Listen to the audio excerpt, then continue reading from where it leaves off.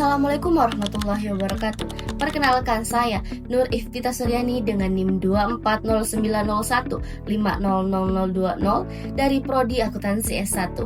Pada video ini saya akan membahas tentang ekspektasi masyarakat terhadap peran auditor dalam menghadapi kecurangan perusahaan, disertai dengan contoh kasus nyata dan berikut penjelasannya. Dalam dunia bisnis, masyarakat memiliki harapan besar kepada auditor.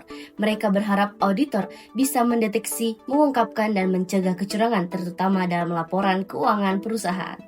Namun, secara profesional, auditor hanya memberikan reasonable assurance, yaitu keyakinan memadai, bukan jaminan 100%.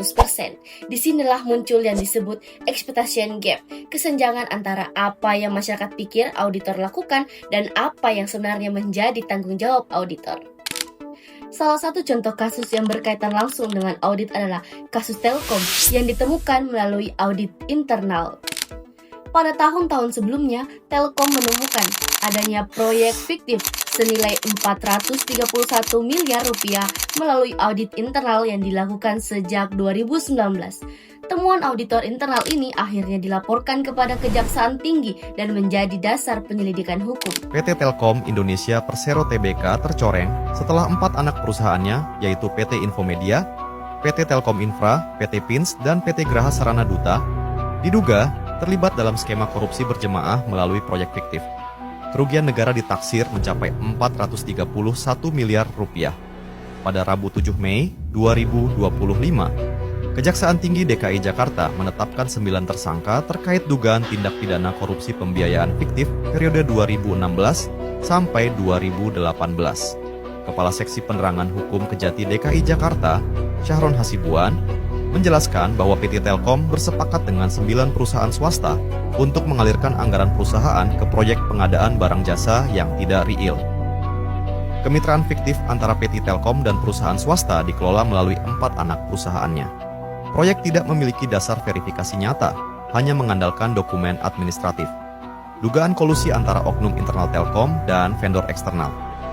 Ini bukan sekadar kecolongan, melainkan kegagalan sistemik yang mencerminkan lemahnya pengawasan internal, terutama pada anak perusahaan. Pertanggungjawaban akan kasus korupsi ini harus jelas, tidak cukup hanya mengadili 9 tersangka. Karena banyak pertanyaan kritis dari masyarakat yang harus dijawab. Kasus ini menunjukkan bahwa peran auditor internal sangat penting dalam mendeteksi indikasi kecurangan sebelum berkembang menjadi kerugian besar. Dalam menghadapi isu kecurangan perusahaan, masyarakat berharap auditor mampu melakukan beberapa hal penting. Pertama, menilai risiko kecurangan melalui pemahaman bisnis dan pengendalian internal.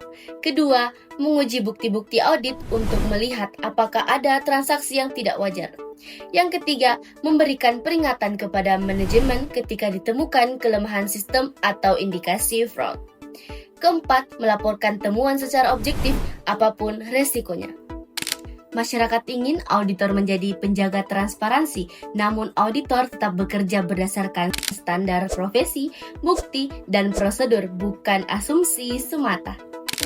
Kesenjangan inilah yang menyebabkan masyarakat sering menyalahkan auditor ketika terjadi fraud, walaupun tanggung jawab auditor sebenarnya sudah sesuai standar. Dengan ini kesimpulannya, auditor memiliki peran penting dalam menjaga kepercayaan publik terhadap laporan keuangan dan mendeteksi indikasi kecurangan. Namun, masyarakat juga harus memahami batas audit agar tidak terjadi kesenjangan ekspektasi.